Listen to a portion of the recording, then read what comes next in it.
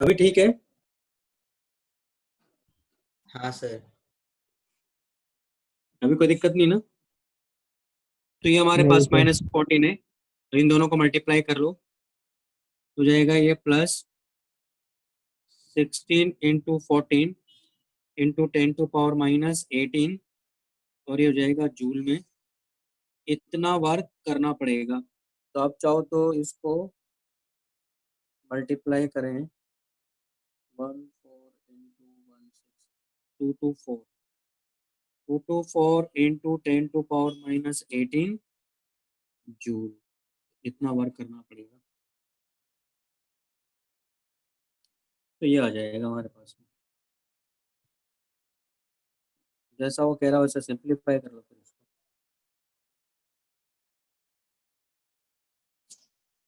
फिर question number 2 हो गया।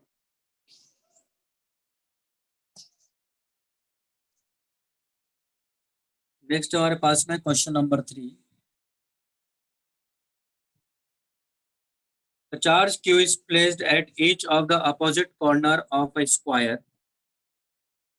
Charge small q is placed at each of the other two corners. यानी ये स्क्वायर अपने को दिया हुआ है यहाँ,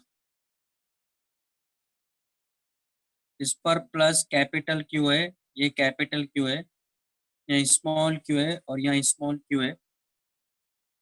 The charge q is placed at each of the other two corners. If the net electrical force on q is 0, then capital Q by small q equals, ये बताना है।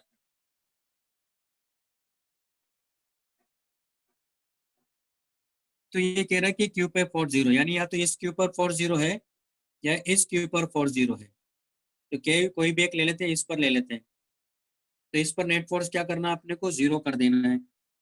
इसको यहाँ से देखो, अगर मैं कहता हूँ इसकी साइड लेंथ a है, इसकी वजह से इसको फोर्स कितना लगेगा इधर, Q बाई 4πε0 a²।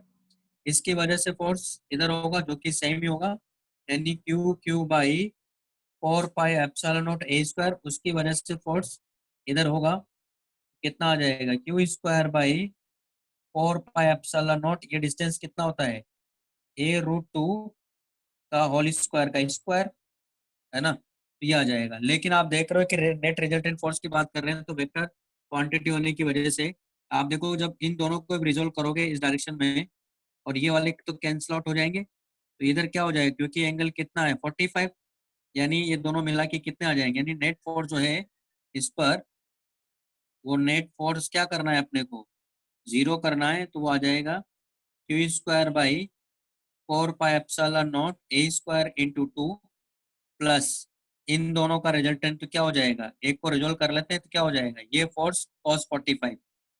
तो Q बाई 4πε0 a² cos 45 × 2 कर देंगे ना, क्योंकि इसका और इसका दोनों का कंपोनेंट इधर है, और ये मिला के क्या होना चाहिए, यहाँ 0 आना चाहिए।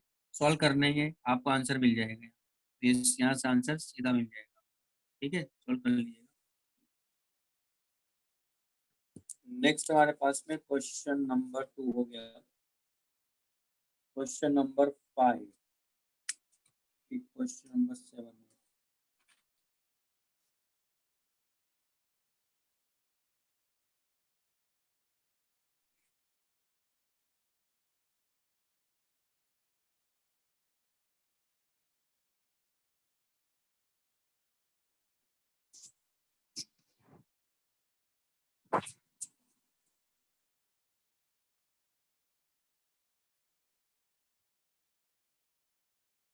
क्वेश्चन नंबर 5 में क्या हो रहा है, हमारे पास में वॉल्यूम चार्ज डेंसिटी है जो कि वेरिएबल दिया है इसने, यानी रो ऑफ आर, यानी स्मॉल आर पर डिपेंड कर रहा है। Q/π r⁴ volume charge density है। Let rho r be the charge density distribution for solid sphere of radius r and total charge q। Total charge q इसका अपने को दिया हुआ है ना। इसका टोटल चार्ज यहाँ q है, लेकिन q का डिस्ट्रीब्यूशन इस डेंसिटी के हिसाब से वेरी कर रहा है। For a point P inside the sphere of distance r1 from the center of the sphere, the magnitude of electric field is। तो हमें बताना है किसी r1 डिस्टेंस पर इलेक्ट्रिक फील्ड इंटेंसिटी क्या होगी। तो ये वेरिएबल डेंसिटी का क्वेश्चन है, हमें किसी r1 डिस्टेंस पर बताना है कि यहाँ इलेक्ट्रिक फील्ड इंटेंसिटी क्या होगी। हमें वॉल्यूम चार्ज डेंसिटी इसका दिया हुआ है, तो क्या करेंगे इसमें हम लोग, ये हमारे पास में स्फीयर है, इसमें चार्ज का डिस्ट्रीब्यूशन इसके हिसाब से वेरी करना है, टोटल चार्ज क्यू है। तो यहाँ क्या करेंगे इस पर, यानी अपने को करना क्या है, एनक्लोज चार्ज निकालना है। एनक्लोज चार्ज मिल गया तो इलेक्ट्रिक इंटेंसिटी हम लोग किससे निकाल लेंगे, गॉस लॉ से निकाल लेंगे। तो क्या करेंगे इसमें हम लोग,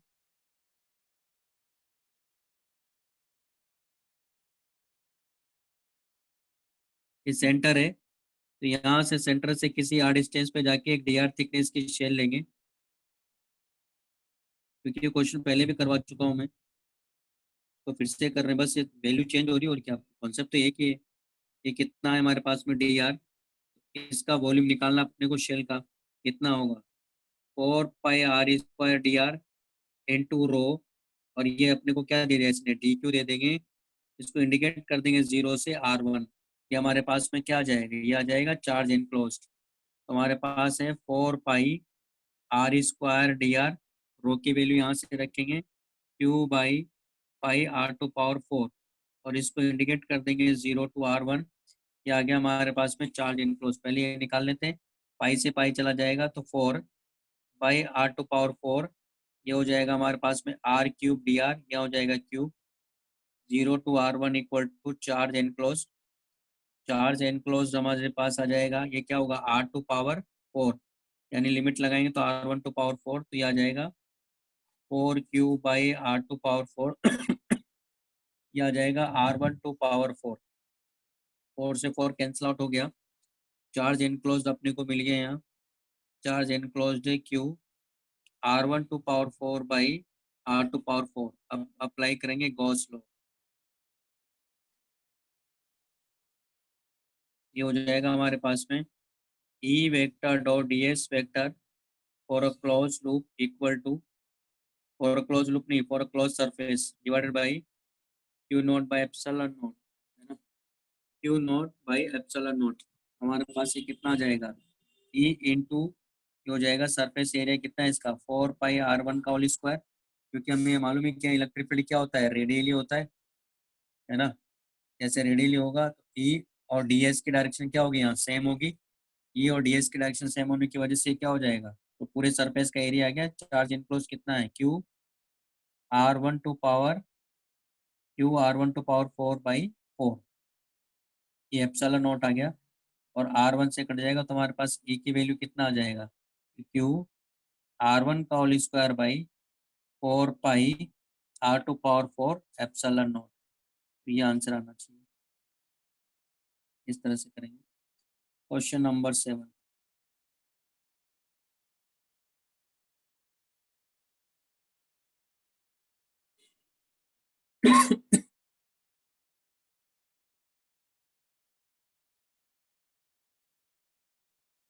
ये क्वेश्चन नंबर 6 हो गया क्या, ये बताना है, हो गया ना। तो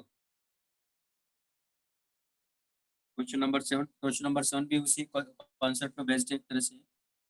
क्या करेंगे, let there be spherical symmetric charge distribution, density अपने को दिया है rho r equal to rho not 5/4 minus small r by capital R, और यानी अपने को ये जो चार्ज का डिस्ट्रीब्यूशन है वो कैपिटल R तक के रेडियस के लिए है, उसके बाहर कोई डिस्ट्रीब्यूशन नहीं, कोई चार्ज नहीं है। फिर r is the distance from the origin, यानी सेंटर ऑफ द स्फेयर समझो आप, ये स्फेयर क्योंकि उस तरह से ये स्फेयर का ही पार्ट है दरअसल ये। Electric field at a distance r पे अपने को बस सेम कॉन्सेप्ट लगा दीजिए वापस से, सेम वही है। यानी फिर से वही बता तो मैं वही बताऊंगा, कुछ अलग बताने वाला हूँ ही नहीं, इसमें भी वही है भाई। रो r दिया है ना, तो यहाँ तक तो वही है ना। तो यहाँ r1 की जगह क्या कर देना, 0 से r कर देना, तो चार्ज एनक्लोज आ गया, बाकी का सब ये लगा देना है। तो यहाँ 0 to r ही कर दो बस, या इसी को ले लो। बस ये है कि रो की वैल्यू लेकिन ये रखनी, रो की वैल्यू क्या रखी थी मैंने यहाँ, ये यहाँ रो की जगह, इसकी जगह क्या रख देना है, ये वैल्यू रख देना। बाकी सब सेम ही है, कर लीजिएगा, आप नहीं होता तो बता दूंगा। ट्राई करेगा इसको। ठीक है, क्वेश्चन नंबर 8।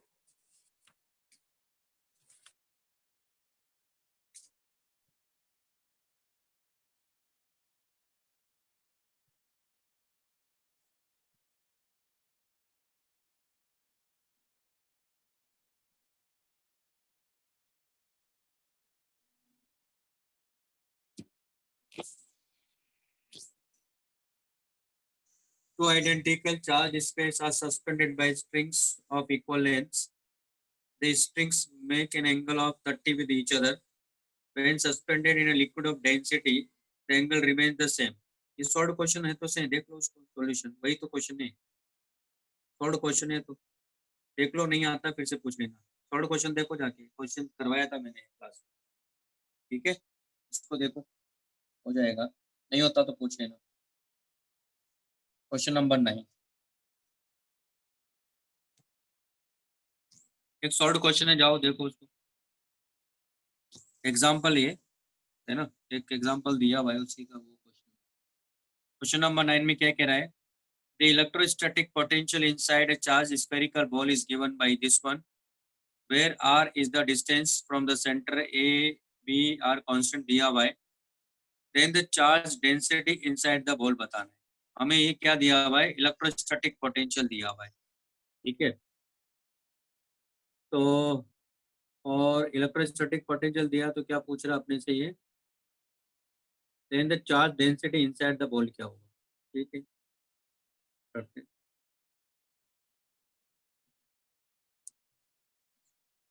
तो यहाँ ध्यान से देखिएगा आप इसको। हमारे पास में एक कॉन्सेप्ट होता है, पहले यहाँ लिख लेते हैं। फाइव इक्वल टू क्या दरअसल ये वी है, पोटेंशियल है, और वो कितना दिया इसने? A R square plus B. ठीक है, हमें बताना है कि चार्ज कितना है इस बॉल में, यानी charge density inside the charge density बताना चाहिए। चार्ज डेंसिटी क्या है? तो हो सकता है कि चार्ज डेंसिटी यहाँ वेरिएबल हो, है ना, कुछ पता नहीं है, लेकिन हमें मालूम है। इसको मैं डिफरेंशिएट करता हूँ पहले आर के रिस्पेक्ट में। तो D V by D R equal to क्या लिखोगे? 2 AR, क्योंकि ये तो कांस्टेंट है तो जीरो हो गया। और आपको ये कॉन्सेप्ट पता होगा, E vector dot D R vector equal to क्या होता है? यहाँ ये माइनस है, ये डी वी होता है।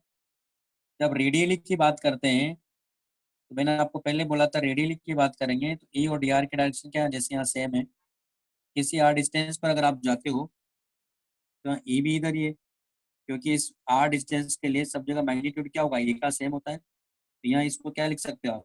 इसको लिख सकते हो ई डी आर माइनस के साथ इक्वल टू डी वी ना, यानी D V by D R equal to क्या होगा? माइनस ई हो गया ना। यानी माइनस ई होने का मतलब हुआ कि ई इक्वल टू कितना आ गया? -2 AR आ गया। यानी ई की वैल्यू हमारे पास क्या आ गई? -2 AR आ गया। क्लियर है? इसका मतलब यहाँ का जो इलेक्ट्रिक फील्ड है, यहाँ का जो इलेक्ट्रिक फील्ड है उसकी वैल्यू क्या हमारे पास में? ये है। और चाहो तो इसको आप इससे भी कंपेयर कर सकते हो। इसको वैसे एक और तरीका है, मतलब पहले इस मेथड से समझ लेते हैं। हमें मालूम है कि अगर लीनियरली ऐसे चेंज कर रहा है, उस केस में क्या होता है हमारे पास में, याद हो तो आपको ये आता है। अगर इलेक्ट्रिक फील्ड आ रहा है केस के, तो इसके इक्वल करके देख लो इसको। तो रो की वैल्यू क्या आ गई? तो रो आ गया -6 A एप्सिलॉन नॉट, ये आंसर आ गया। लेकिन ये तो चलो कांस्टेंट दिख रहा है मुझे कि इसके प्रोपोर्शनल आ रहा है, इसलिए मैंने ऐसा कर दिया। इसका आंसर यही है। लेकिन अगर ये भी ये आर स्क्वायर होता तो तब थोड़ी करता है इसके इक्वल। ये तो डायरेक्टली प्रोपोर्शनल टू आर दिख रहा है, इसलिए मैंने इससे कंपेयर कर लिया, तो मुझे दिख गया कि इसका आंसर ये। लेकिन अगर ये मान लो अगर डायरेक्टली प्रोपोर्शनल टू आर नहीं होता तो क्या करते हैं? करना क्या है इसमें? सेकंड मेथड ज़्यादा इंपॉर्टेंट मेथड है, क्योंकि ये तो हमारा ये दिया है इसलिए हमने कंपेयर कर लिया, नहीं दिया होता तो कैसे करते? ओके, तो कॉन्सेप्ट ये है कि हमारे पास में गॉस लॉ क्या है?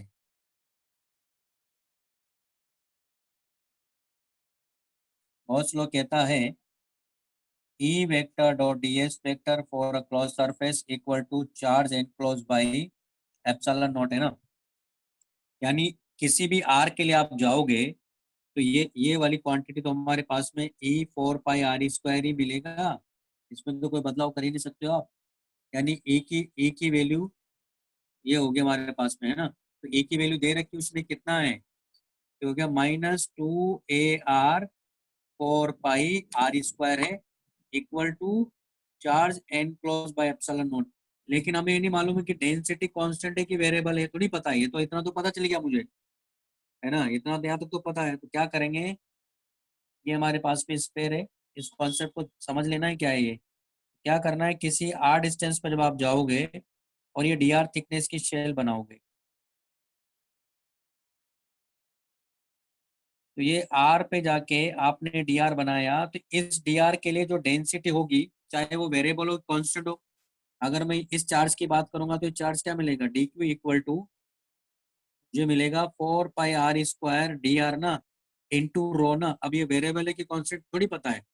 अब आप यहाँ जो चार्ज इनक्लोज लिखा है, दरअसल इसको इंडिकेट करोगे ना आप, इसको 0 to R इंडिकेट करोगे, तो ये आपको क्या आ जाएगा, चार्ज एनक्लोज आएगा कि नहीं आएगा। यानी चार्ज एनक्लोज की वैल्यू यहाँ रखो, तो ये कितना हो गया हमारे पास में, ये हो गया 8 पाई A R क्यूब, और ये वैल्यू क्या हो गया हमारे पास में, 4 pi R square D R rho divide by epsilon naught 0 to R, यही है।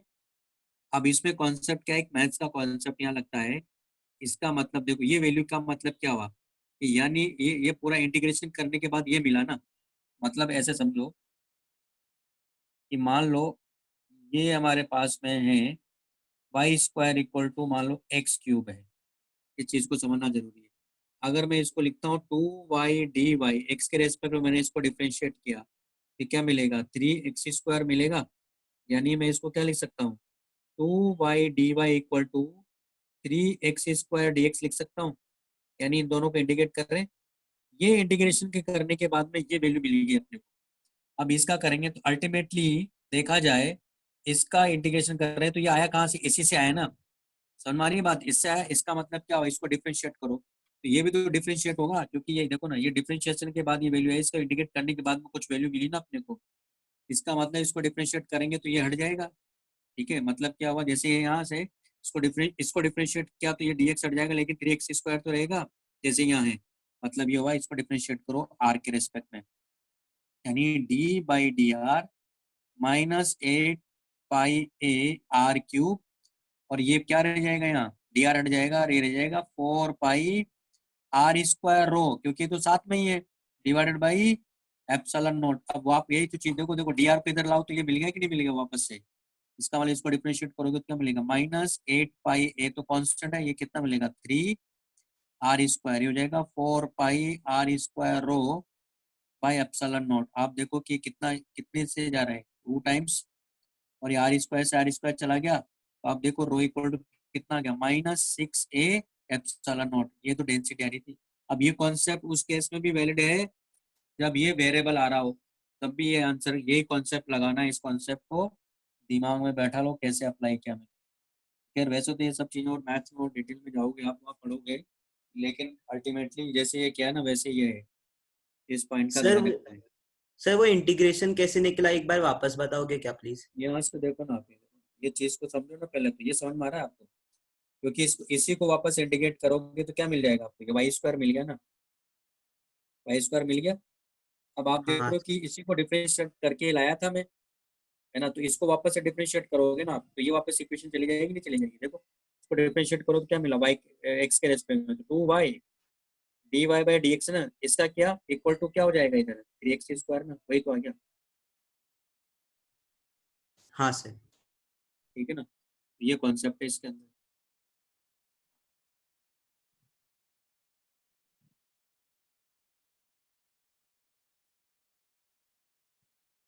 नेक्स्ट हमारे पास में क्वेश्चन नंबर 9 हो गया, क्वेश्चन नंबर 9 हो गया, 7 हो गया, क्वेश्चन नंबर 16 17 18 19 20 21 23 24 सारे बताने।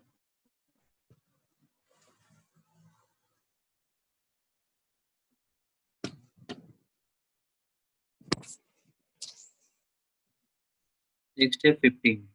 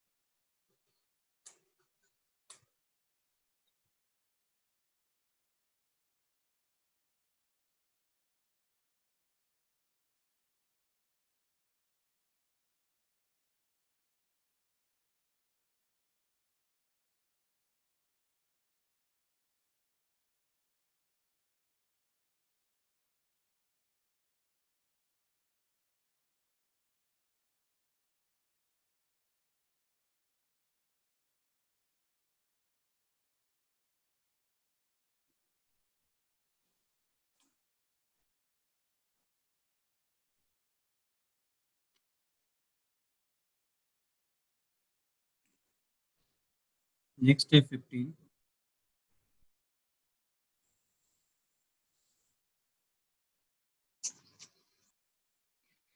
Assume that an electric field अपने को दिया हुआ है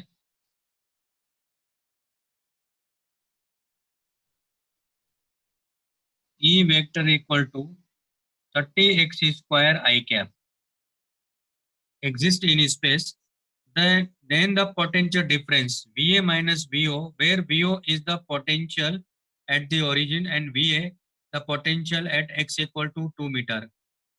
तो क्या बताना अपने को, VA माइनस VO बताना है. ठीक है, तो VO V. ओके, हो जाएगा, कोई दिक्कत नहीं.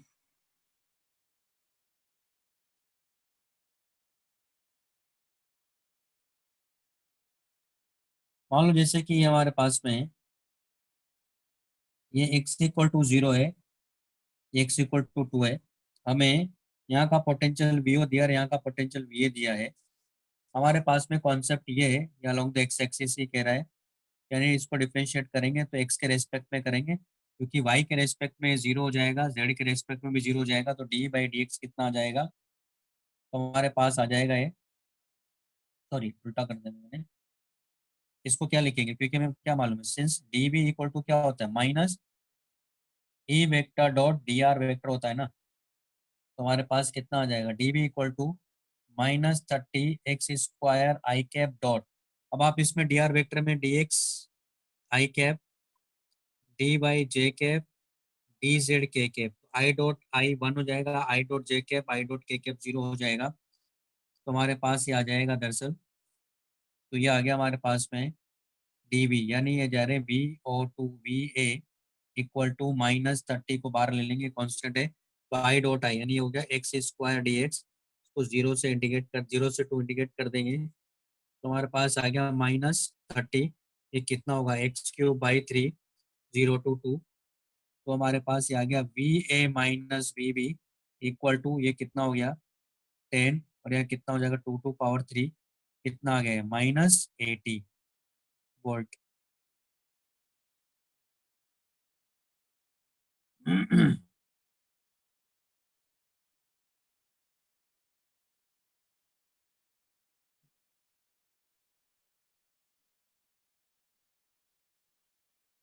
ये जूल, इसने पूछा अपने से वी माइनस वी बी, दरअसल ये जूल नहीं होगा, ये वोल्ट में गलत दिया उसने डायमेंशन.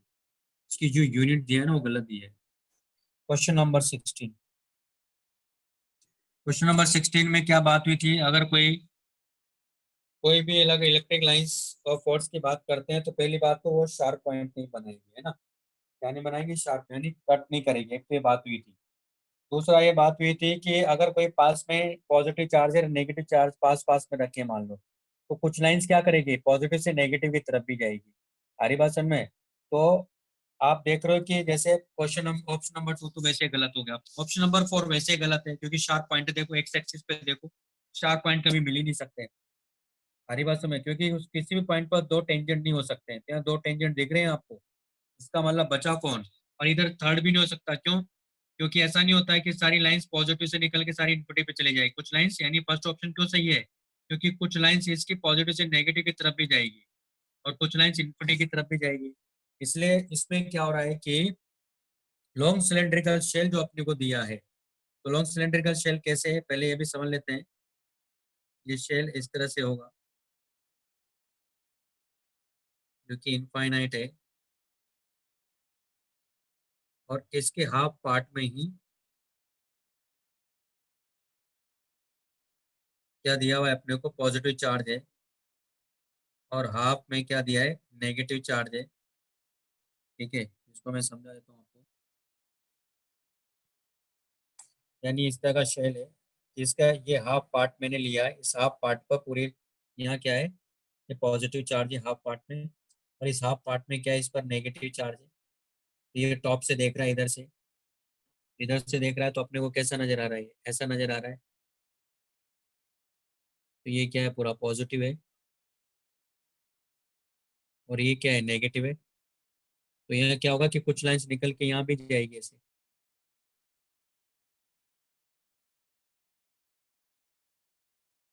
अरे बस, और कुछ लाइंस इन्फिनिटी पे निकल जाएगी ऐसे, और यहाँ इन्फिनिटी से आ रही होगी लाइंस, और कभी भी शार्प पॉइंट ही बनाएंगे।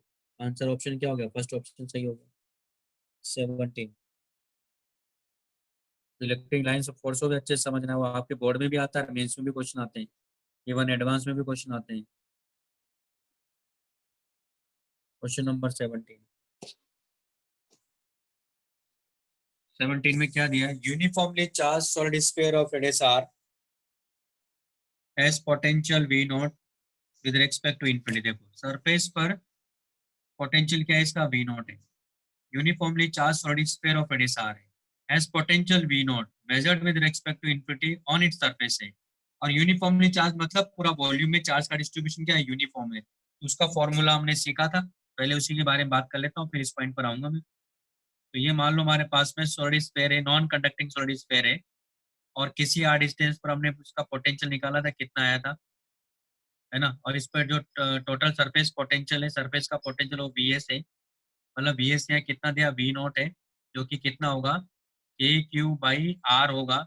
आर जहाँ इसकी रेडियस है, कैपिटल आर की बात कर रहा हूँ मैं, और ये इसने वी नॉट दिया हुआ है। तो मैं पहले इसके बारे में समझ लेते हैं कि अंदर की साइड इलेक्ट्रिक पोटेंशियल क्या होगा। तो मैंने वैसे ही बोला था कि सरफेस राउटर के लिए तो ये होगा जैसे सारा का सारा चार्ज का रखा हुआ है, सेंटर पे रखा हुआ है, लेकिन इनसाइड यानी किसी आर डिस्टेंस पे यहाँ का पोटेंशियल की बात करेंगे। तो यहाँ का पोटेंशियल कितना होगा? K Q K Q by 2 r cube 3 r² minus R square, ये पोटेंशियल होगा। तो ये याद रखना है, क्योंकि अभी आप हमारा अभी इसके बाद में नेक्स्ट जो टॉपिक है वो ग्रेविटेशन स्टार्ट होगा, वहाँ इस फॉर्मूले भी काफी, इस फॉर्मूले की काफी ज्यादा जरूरत पड़ेगी मुझे। कुछ भी हो, इस फॉर्मूले को याद कर लो। आपको ये पता ही है के की वैल्यू क्या है यहाँ? 1/4 पाई एप्सिलॉन नॉट है यहाँ के। ठीक है, ये हमारे पास आ गया। आप क्या क्या कह रहे हो समझते हैं क्या करके? इसका ग्राफ देख लेते हैं। इसका ग्राफ क्या बताया था मैंने, उस ग्राफ के हिसाब से चलेंगे तो ज्यादा अच्छा रहेगा।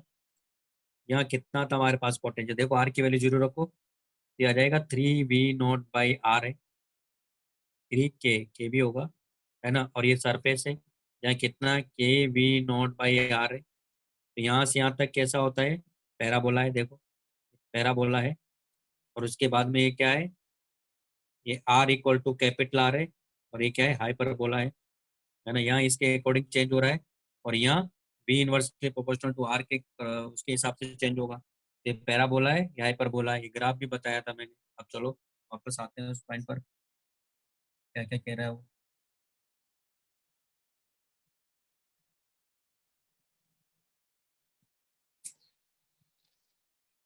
17 में कह रहा है, अब देखो, uniformly charge solid sphere of radius r is potential v not on its surface. For this sphere the equipotential surfaces with the potential दिया, तो 3v0/2 का मतलब क्या हुआ? r1 जीरो हो गया। इसके लिए r1 क्या हो गया? जीरो हो गया भाई। r1 क्या हो गया? जीरो, क्योंकि सेंटर पे है ना ये तो। फिर 5v0/4, 5v0/4 यानी यह v नोट से ज्यादा है, 3v0/4 इससे कम है। इसका मतलब है कि ये तो यहाँ हो गया, और यहाँ R1 यहाँ हो गया हमारे पास में, R1 इक्वल टू जीरो है। और ये नेक्स्ट जो जा रहा है, कितना है हमारे पास में? ये R0 होगा, ये R0 है। यहाँ इसकी वैल्यू कितनी बता रहा है पोटेंशियल की? ये बता रहा है 5v0/4 बता रहा है। ठीक है, 5v0/4, फिर 3v0/4 जो कि v0 से कम है, तो यानी यहाँ वाला पॉइंट है।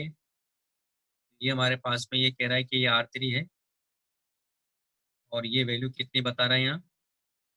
ये वैल्यू बता रहा है 3v0/4 है। और उसके बाद आगे गए हम लोग, तो ये हमारे पास में R4 है, तो ये वैल्यू कितनी बता रहा है? v0/4 है।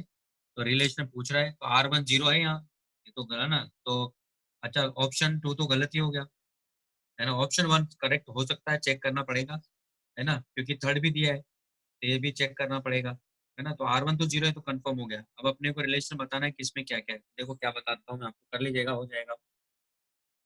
आपको थोड़ा इसको एक्सप्लेन कर देता हूँ। यहाँ देखो, इसने कहा 5v0/4, यानी इससे तो कम है, लेकिन v0/r से तो ज्यादा है, यानी ये अंदर की साइड 1, इसका मतलब ये पॉइंट का आर के, क्योंकि ये R1 है हमारे पास में, सॉरी आर ये वाला हुआ, आर ये वाला हुआ, ठीक है। और ये R3 हुआ जो कि बाहर की तरफ चला गया तो डिक्रीज करता जा रहा है ना, ये R4 हो गया। तो अब आप कर लोगे बाहर की साइड में तो क्या होगा देखो, इन साइड तो ये हो गया, ये तो V इन हो गया, और V आउट क्या होगा, KQ/R होगा ना, जहाँ ये R कहाँ से कहाँ लाई कर रहा है, ये तो हो गया infinity and greater than equal to R, ये वहां तक के लिए है। अब तो कर सकते हो, आपको आइडिया लगेगा, कर लीजिएगा, आ जाएगा। नेक्स्ट है 18।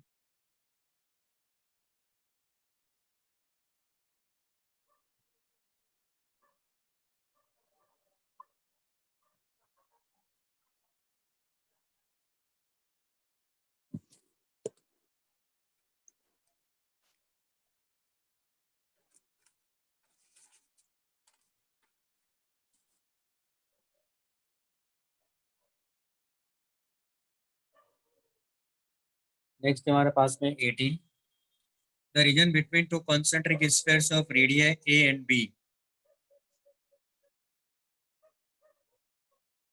इसकी रेडियस अपने को A दिया हुआ है, और इसकी जो रेडियस है वो B दिया हुआ है, has volume charge density A/R, यानी है ना, where A is a constant, R is the distance from the center, at the center of the space is a point charge, यानी point charge यहाँ रखा हुआ है, लेकिन A से लेकर B तक तो वॉल्यूम चार्ज डेंसिटी वेरी कर रही है, वो अपने को दिया हुआ है, यानी रो इक्वल टू A/R, और ये वेरी कर रहा है R less than equal to, है ना, R less than equal to B and greater than equal to A, यानी R greater than equal to A less than equal to B के लिए वेरी कर रहा है। The value of A such that electric field in the region between the spheres will be constant, ठीक है। तो हमें बताना है कि ए और बी के बीच में इलेक्ट्रिक फील्ड क्या हो जाए, कांस्टेंट। कांस्टेंट होने का मतलब है कि जो स्मॉल आर के आसपास जो वैल्यू आएगी, स्मॉल आर से मल्टीप्लाई जो वैल्यू होगी वो वाली क्वांटिटी क्या होना चाहिए, इसका मतलब जीरो आना चाहिए। मतलब क्या, देखो समझाता हूँ मैं। तो हमें ए की वैल्यू फाइंड करना है। तो यहाँ कहने का मतलब इसका ये है, देखो गॉस लॉ यहाँ भी लगाएंगे हम लोग। ये कह रहा है कि यहाँ से यहाँ तक भी, यहाँ से यहाँ तक जो इलेक्ट्रिक फील्ड इंटेंसिटी वो कांस्टेंट है, तो बताओ कि ए की वैल्यू क्या होगी। ये कांस्टेंट की बात कर रहे हैं। यहाँ यहाँ एक क्यू चार्ज दिया हुआ है, इसने सेंटर पे रखा हुआ है। तो हम लोग क्या करेंगे, यहाँ से किसी आर डिस्टेंस पर जाएंगे,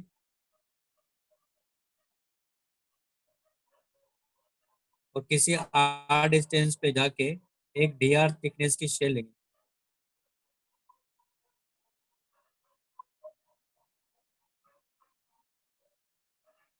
तो आर डिस्टेंस पे जाके डी आर थिकनेस की शेल लिया मैंने, मुझे मालूम है कि वहाँ डेंसिटी क्या है, रो है। तो पहले इसका चार्ज भी निकालेंगे, क्योंकि चार्ज इनक्लोज तो निकालेंगे, पहले ये निकाल लेते हैं। डी क्यू कितना होगा, 4 पाई R² इंटू रो, और इसको इंडिकेट करेंगे A to R के लिए। तो हमारे पास में ये क्या आ जाएगा, स्मॉल क्यू आ जाएगा। तो स्मॉल क्यू इक्वल टू आ गया 4 पाई, है ना, और इसको बाहर ले लेते हैं, तो R², रो को क्या लिखेंगे, A/R/dr, और इसको A to R इंडिकेट कर लेंगे। तो हमारे पास क्यू इक्वल टू क्या हो गया, 4 पाई A, और ये हो गया R/dr, A to R। तुम्हारे पास हो गया 4 पाई A, और एक ये इसको इंडिकेट करेंगे तो R²/2 ना, यानी R²-A²/2 मिल जाएगा। लिमिट लगा दी मैंने। अब चार्ज एनक्लोज कितना है, क्योंकि हमें इस आर पे इलेक्ट्रिक फील्ड चाहिए, तो Q प्लस क्यू है ना, तो Q प्लस, यानी कितना होगा 2 पाई A, ये हो गया R² - A²। कोस लो लगा देंगे तो यहाँ इलेक्ट्रिक फील्ड क्या होगा, रेडियली होगा। इलेक्ट्रिक फील्ड तो रेडियली होगा, तो E vector dot ds vector और close surface equal to charge enclose by epsilon not, और ये वैल्यू तो बताइए क्या हो जाएगी, A into 4 pi R² equal to 1/एप्सिलॉन नॉट, हो जाएगा Q plus 2 pi A R² -A²। अब यहाँ से इसको डिवाइड कर देंगे, E इक्वल टू कितना आ गया, तो आ जाएगा Q/4 pi epsilon not R² plus 2 pi A divided by 2 pi R², हो जाएगा R² - A²। मल्टीप्लाई कर देते हैं, तो आ जाएगा हमारे पास में Q/4 4 pi epsilon not r² plus एक तो कितना रह गया 2, मल्टीप्लाई कर दो क्या मिलेगा यहाँ a/2 minus a² by 2r²। अब इसमें से क्या करूंगा मैं, देखो q/4 pi epsilon naught minus a² by 2, यहाँ से मैंने 1/r² को बाहर ले लिया और ये हो गया a/2, ये हमारे पास आ गया। अब इसने क्या कहा कि ये कांस्टेंट हो। ये कांस्टेंट कब बनेगा, जब ये क्वांटिटी जीरो हो, तभी तो ए तो कांस्टेंट है ना, क्योंकि यहाँ तो ये क्वांटिटी जीरो होगी तभी तो आर से इंडिपेंडेंट आ गया है। इसका मतलब ये क्वांटिटी क्या होना चाहिए, है ना। तो if E is constant then Q by 4 pi epsilon naught minus a² by 2 equal to क्या होना चाहिए 0। यानी हमारे पास कितना आ गया, यानी q/4 pi epsilon naught equal to a² by 2। तो हमारे पास अल्टीमेटली आ गया कैपिटल ए। कैपिटल ए की वैल्यू क्या होगी, 2 से 2 कट जाएगा, q/2 pi epsilon not a²। तो ये आंसर आना चाहिए, ठीक है।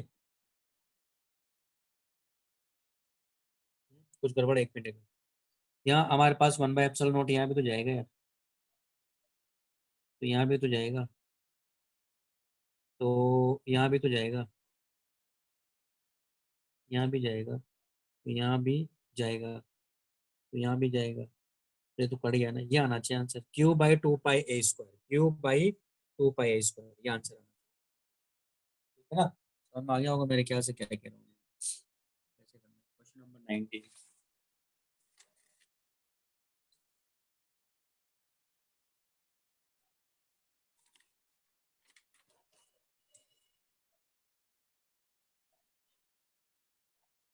अच्छा, अब आपको क्या करना है, हमने इसके में 10 क्वेश्चन इसके करने हैं आपको, ज्योमेट्रिकल ऑप्टिक्स के एनसीईआरटी के।